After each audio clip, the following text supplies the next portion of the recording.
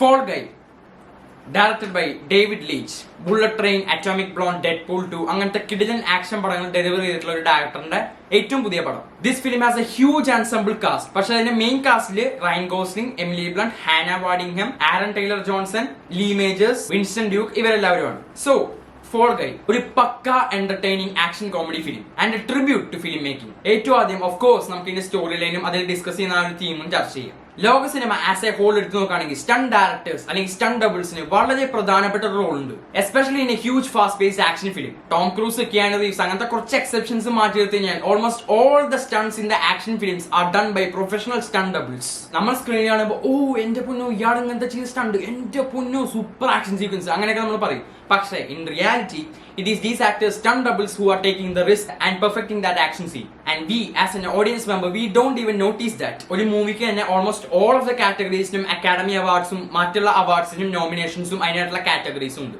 Except the stunt category. And ഈ ഒരു പടത്തിന്റെ ഡയറക്ടർ ആയിട്ടുള്ള David Leitch, he was also a professional stunt man. David Leitch mainly stunt ഡയറക്ടറായിട്ട് work ചെയ്തിട്ടുള്ളത് Brad പിറ്റിന്റെ ഫൈറ്റ് ക്ലബ് പോലത്തുള്ള പടങ്ങളുടെ ഫൈറ്റ് സീൻസിലും മാത്രമല്ല ജോൺ ക്ലോഡ് വാൻ ഡാമിന്റെ സ്റ്റണ്ട് ഡബിൾ ആയിട്ടാണ്. So being a professional stunt man himself, he knows the difficulties and obstacles that A stunt man faces. ഈ സ്റ്റണ്ട് ഗൈസിന്റെ ഒക്കെ റിഗറസ് ആയിട്ടുള്ള വർക്കിംഗ് ഷെഡ്യൂൾസും അവര് ഭയങ്കര അധികം റിസ്ക് എടുത്തിട്ട് ചെയ്യുന്ന കാര്യങ്ങൾക്ക് അവർ റെക്കഗ്നീഷൻ കിട്ടാത്തതും ഇങ്ങനത്തെ ഒരുപാട് പ്രോബ്ലംസ് സ്റ്റണ്ട് കമ്മ്യൂണിറ്റീസിലെ ആൾക്കാർ ഫേസ് ചെയ്യുന്നുണ്ട്. So he made this film called the fall Guy. ഇതാണ് ഈ ഒരു പടത്തിൽ ചർച്ച ചെയ്യുന്ന തീം. അതായത് ഈ സ്റ്റണ്ട് ഡയറക്ടേഴ്സും അതുപോലെ തന്നെ സ്റ്റണ്ട് മാൻ അല്ലെങ്കിൽ ആ stunt community as a whole അവർക്ക് കൊടുക്കുന്ന ട്രിബ്യൂട്ട് ആണ് ഈ ഒരു film. In the beginning of the fall guy story line we are introduced to Colt Seavers, അവർ പ്രൊട്ടാഗണിസ്റ്റ്. ഈ ഒരു പടം തുടങ്ങുന്നത് തന്നെ കുറെ ഫേമസ് ആയിട്ടുള്ള ആക്ഷൻ മൂവീസിലെ ചില ആക്ഷൻ രംഗങ്ങളായിട്ടാണ്. ഈ സീൻസിനെ മോണ്ടാജ് പോലെ കാണിച്ചു പോകുമ്പോൾ റയൻ ഗോസ്ലിംഗിന്റെ കോൾഡ് സീവേഴ്സ് എന്നുള്ള ക്യാരക്ടർ ഒരു വോയിസ് ഓവർ കൊടുക്കുകയാണ്. ഇവിടെ he is the representative of the stunt community. അയാളുടെ ജോലി ഒരു സ്റ്റണ്ട് മാൻ എന്ന നിലയ്ക്ക് മറ്റുള്ള ആക്ടേഴ്സിന് വേണ്ടിയിട്ട് സ്റ്റണ്ട്സ് പെർഫോം ചെയ്ത് കൊടുക്കുക, അതിന്റെ ക്രെഡിറ്റ് മുഴുവൻ അവർക്ക് കൊടുക്കുക എന്നുള്ളതാണ്. ആരൺ ടൈലർ ജോൺസൺ അവതരിപ്പിക്കുന്ന ടോം റൈഡർ എന്ന് പറഞ്ഞിട്ടുള്ള ഒരു സൂപ്പർ സ്റ്റാറിന്റെ സ്റ്റണ്ട് ഡബിൾ ആണ് കോൾഡ് സീവേഴ്സ്. ഒരു ഷൂട്ടിനിടയ്ക്ക് കോൾട്ടിന് വളരെയധികം വലിയൊരു ആക്സിഡന്റ് സംഭവിക്കുകയാണ്. ആൻഡ് ഒരു വർഷത്തിന് ശേഷം ഇയാൾ തിരിച്ച് ഷോ ബിസിനസ്സിലേക്ക് വരികയാണ്. പക്ഷെ അവിടെ ഒരു പ്രശ്നം വരുന്നു. ആ ഒരു പ്രശ്നം ഈ കോൾഡ് സീവേഴ്സ് എങ്ങനെ സോൾവ് ചെയ്യുന്നു എന്നതാണ് ഈ കഥ കാണിക്കുന്നത്. വളരെയധികം ലാക്കിംഗ് ആയിട്ടുള്ള വളരെയധികം സിമ്പിൾ ആയിട്ടുള്ള ഒരു സ്റ്റോറി ലൈനാണ്. ഒരു സീൻ കഴിയുമ്പോൾ അടുത്ത സീൻ എന്ത് സംഭവിക്കുന്നു അപ്പൊ തന്നെ നമുക്ക് പ്രെഡിക്റ്റ് ചെയ്യാൻ പറ്റും. As a general audience member we know how it's going to start. നമുക്കറിയാം എങ്ങനെയാണ് ഈ കഥ മുന്നോട്ട് പോകുന്നത് and we know how it ends. പക്ഷെ ഇതിനിടയിൽ നടക്കുന്ന കാര്യങ്ങളൊക്കെ വളരെയധികം എൻഗേജിംഗ് ആയിട്ടും വളരെയധികം റിഫ്രഷിംഗ് ആയിട്ടാണ് ഡേവിഡ് ലീച്ച് എക്സിക്യൂട്ട് ചെയ്ത് വെച്ചേക്കുന്നത്. സോ ഇതിന്റെ സ്റ്റോറിയും സ്ക്രീൻ പ്ലേ ഒക്കെ എടുത്ത് നോക്കുകയാണെങ്കിൽ ഇറ്റ്സ് ജസ്റ്റ് ഡീസെന്റ്. ഈ ഒരു പടത്തിന്റെ നേച്ചറിന് എന്താണോ ഡിമാൻഡ് ചെയ്യുന്നത് അത് വളരെയധികം പെർഫെക്റ്റ് ആയിട്ട് കൊടുക്കുന്നുണ്ട്. What really surprises you the most when watching this film is the making.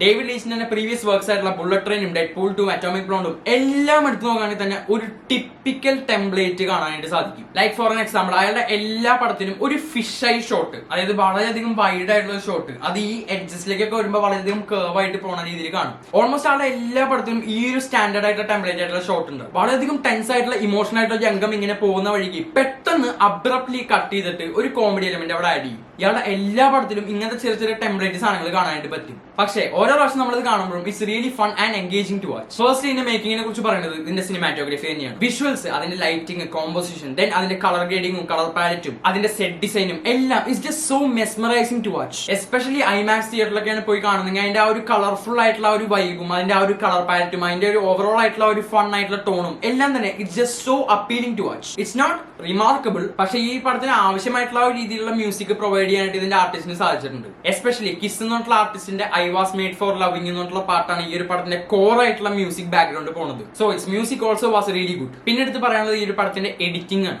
ഒരുപാട് കട്ട്സും ട്രാൻസിഷൻസും ഒന്നും വെച്ച് ആ ഒരു പടം ഓവറോൾ ആയിട്ട് റൂം ചെയ്യാതെ ആവശ്യമുള്ള സമയത്തൊക്കെ ഡെലിവറിഡ് ആയിട്ടുള്ള കട്ട്സും ട്രാൻസിഷൻസും ഒക്കെ വെച്ചിട്ട് നല്ല രീതിയിൽ തന്നെ അതിന്റെ ആ ഒരു മാജിക് സ്ക്രീനിലേക്ക് കൊണ്ടുപോകാനായിട്ട് ഇതിന്റെ എഡിറ്റിംഗ് സഹായിച്ചിട്ടുണ്ട്. മാത്രമല്ല ആകെ 1.25-2 മണിക്കൂറുള്ള ഈ ഒരു പടം, പക്ഷെ ആ ഒരു 2 മണിക്കൂറിനുള്ളിൽ തന്നെ ആ പറയാനുള്ള കാര്യങ്ങളൊക്കെ പറഞ്ഞ് ആ ഒരു ട്രിബ്യൂട്ട് നിലയ്ക്ക് അത് നല്ല രീതിയിൽ തന്നെ എക്സിക്യൂട്ട് ചെയ്ത് വെക്കാനും ആ ഒരു പേസ് നടന്നതാനായിട്ടും ഈ ഒരു എഡിറ്റിംഗ് സഹായിച്ചിട്ടുണ്ട്. ഏറ്റവും കൂടുതൽ എനിക്ക് എടുത്തു പറയേണ്ട ഒരു സീൻ ഇതിന്റെ ഈ എമിലി ബ്ലണ്ടും റയൻ ഗോസ്ലിംഗ് ആയിട്ടുള്ള ഒരു കോൺവെർസേഷൻ സീൻ ഉണ്ട്. ഇവർ രണ്ടുപേരും ഫോണിൽ ഇങ്ങനെ സംസാരിച്ചുകൊണ്ടിരിക്കുകയാണ്. അപ്പൊ ഈ എമിലി ബ്ലണ്ട് എന്നുള്ള ക്യാരക്ടർ ഒരു ഡയറക്ടറാണ്. ഈ ഡയറക്ടർ റയൻ ഗോസ്ലിംഗിനോട് ജസ്റ്റ് സ്പ്ലിറ്റ് സ്ക്രീൻസ് എന്നുള്ള ഒരു എഡിറ്റിംഗ് ടെക്നിക്ക് ഉണ്ട്. അതായത് ഇപ്പുറത്തും ഇപ്പുറത്തും 2 ക്യാരക്ടേഴ്സിനെ വെച്ചിട്ട് അവരുടെ നടുക്ക് ഒരു സ്പ്ലിറ്റ് സ്ക്രീൻ കൊടുത്തിട്ട് അവർ രണ്ടുപേരും വേറെ വേറെ എൻവയോൺമെന്റിലായിട്ട് കാണിക്കാനായിട്ടുള്ള ഒരു ടെക്നിക്ക്. ഈ ഒരു ടെക്നിക്കിനെ കുറിച്ചാണ് ഇവർ രണ്ടുപേരും ചർച്ച ചെയ്തുകൊണ്ടിരിക്കുന്നത്. അപ്പോൾ ഈ ഒരു ടെക്നിക്കിനെ കുറിച്ച് പറഞ്ഞു തുടങ്ങുമ്പോൾ തന്നെ David Leitch just puts a split screen in the middle of these characters. Ryan ഗോസ്ലിംഗിന്റെ ക്യാരക്ടർ മാൻഷന്റെ ഉള്ളിൽ നിന്നിട്ട് എമിലി ബ്ലണ്ടിനെ വിളിക്കുന്നു. എമിലി ബ്ലണ്ട് ഒരു ഫിലിമിന്റെ സെറ്റിൽ ഇരുന്നിട്ട് റയൻ ഗോസ്ലിങ്ങിനെ വിളിക്കുന്നു. എമിലി ബ്ലണ്ടിന്റെ ക്യാരക്ടർ ഡയറക്ട് ചെയ്യുന്ന പടത്തിന്റെ ആ ഒരു കഥയുടെ ചില എലമെന്റ്സ് ആണ് റയൻ ഗോസ്ലിങ്ങിനോട് പറഞ്ഞുകൊണ്ടിരിക്കുന്നത്. ആ ഒരു എലമെന്റ്സ് പറഞ്ഞതിന്റെ ഒപ്പം ഇവർ രണ്ടുപേരും തമ്മിലുള്ള ആ ഒരു കെമിസ്ട്രി, ഇവർ രണ്ടുപേരും തമ്മിലുള്ള ആ ഒരു ബോണ്ടിനെ കുറിച്ച് അതിൽ പരാമർശിച്ചിട്ട് പോകുന്നുണ്ട്. അപ്പോൾ അതിന്റെ ആ ഒരു മാജിക് എടുത്ത് കാണിക്കാനായിട്ട് ഈ ഒരു സ്പ്ലിറ്റ് സ്ക്രീൻ അതിന്റെ ഒരു യൂസേജ് എനിക്ക് വളരെയധികം ഇഷ്ടപ്പെട്ടു. ഏറ്റവും കൂടുതൽ എനിക്ക് ആ ഒരു പടത്തിന് ഏറ്റവും കൂടുതൽ ഇഷ്ടപ്പെട്ട ഒരു ഭാഗം ആ ഒരു ഭാഗമാണ്. ഇതുപോലെ തന്നെ എഡിറ്റിംഗ് കൊണ്ട് ബ്രില്യന്റ് ആക്കിയുള്ള സീൻ എന്ന് വെച്ച് കഴിഞ്ഞാൽ ഈ ഒരു പടത്തിന്റെ ടൈറ്റിൽ കാർഡ് എഴുതി കാണിക്കുന്ന തൊട്ട് മുമ്പ് ഈ കാസ്റ്റിന്റെ ഒക്കെ പേര് എഴുതി കാണിക്കുന്നു. അപ്പൊ അവിടെ എന്താ ചെയ്യുന്നത് വെച്ചാൽ ഈ സ്റ്റണ്ടിന്റെ സീൻസ് ഒക്കെ ബാക്ക്ഗ്രൗണ്ടിൽ പ്ലേ ചെയ്ത് പോവാണ്. അതിന്റെ ഒപ്പം തന്നെ ഈ ഒരു സ്ക്രീൻ പ്ലേ, എനിക്ക് തോന്നുന്നു ഈ ഒരു പടത്തിന്റെ സ്ക്രീൻ പ്ലേ ഞാൻ തോന്നുന്നു അതിൽ ഈ റയൻ ഗോസ്ലിംഗും എമിലി ബ്ലണ്ടും ഹാന വാർഡിങ്ങും അങ്ങനെയൊക്കെ എഴുതി കാണിക്കുന്ന ആ ഒരു പേര്, ആ ഒരു ലെറ്റേഴ്സും എല്ലാം തന്നെ അതിനോട് എംഫസിസ് കൊടുത്തിട്ട് ബാക്ക്ഗ്രൗണ്ടിൽ കാണിക്കുകയാണ്. സോ ഇങ്ങനെ ഒരുപാട് ഇൻസ്റ്റൻസസ് ഉണ്ട് and this all proves it to be a great tribute to cinema. പിന്നെ ഇതിന്റെ പെർഫോമൻസിലേക്ക് വരികയാണെങ്കിൽ first Ryan Gosling, of course he's literally me. വളരെയധികം സട്ടിൽ ആയിട്ടും വളരെയധികം ഡീസന്റ് ആയിട്ടും നല്ല രീതിയിൽ തന്നെ നാച്ചുറൽ ആയിട്ടും ഈ ഒരു പടത്തിലെ ആളുടെ പെർഫോമൻസ് കോഡ് സീവേഴ്സ് എന്നുള്ള ആ ഒരു ക്യാരക്ടറിനെ ജീവനിലേക്ക് കൊണ്ടുവരുന്നുണ്ട്. പിന്നെ എമിലി ബ്ലണ്ട്, ജോഡി എന്നുള്ള ആ ഒരു ക്യാരക്ടറിന് ആ ഒരു കോഡ് സീവേഴ്സ് എന്നുള്ള റയൻ ഗോസ്ലിംഗിന്റെ ആക്ടർ ആയിട്ടുള്ള ആ ഒരു കെമിസ്ട്രി വളരെയധികം വർക്ക്ഔട്ട് ചെയ്ത് ഈ എമിലി ബ്ലണ്ട് എന്നുള്ള ആക്ട്രസിന്റെ കഴിവാണ്. റയൻ ഗോസ്ലിംഗിന്റെ പോലെ തന്നെ വളരെയധികം നാച്ചുറൽ ആയിട്ട് ഈ ഒരു പടത്തിൽ ചെയ്തു വെച്ചിട്ടുണ്ട്. പിന്നെ നമ്മുടെ മെയിൻ ഡാവ് ആരോൺ ടൈലർ ജോൺസൺ, ബുള്ളറ്റ് ട്രെയിനിലൊക്കെ അസാസിൻ ആയിട്ടുള്ള ടാൻജറിൻ എന്നുള്ള ഒരു ക്യാരക്ടറായിട്ട് വന്ന് ഷോ സ്റ്റീലർ ആയിട്ട് പോയിട്ടുള്ള ഒരു ആക്ടറാണ് ആരോൺ ടൈലർ ജോൺസൺ. ഈ ഒരു പടത്തിൽ ഇയാളുടെ ക്യാരക്ടർ ഒരു ടിപ്പിക്കൽ ടെംപ്ലേറ്റ് വില്ലൻ എന്ന് മാത്രമേ പറയാൻ പറ്റുള്ളൂ. പക്ഷെ അത് കണ്ടിരിക്കുമ്പോൾ പ്രേക്ഷകർക്ക് അത് തോന്നാത്ത രീതിയിൽ, ഒരു മതിപ്പ് തോന്നാത്ത രീതിയിൽ കൊണ്ടുവരണമെങ്കിൽ that's because of Aaron Taylor Johnson. Tom Ryder എന്ന് പറഞ്ഞിട്ടുള്ള ഒരു ആന്റാഗണിസ്റ്റിക് ക്യാരക്ടറിനെ നല്ല രീതിയിൽ തന്നെ എക്സിക്യൂട്ട് ചെയ്ത് വെച്ചിട്ടുണ്ട്.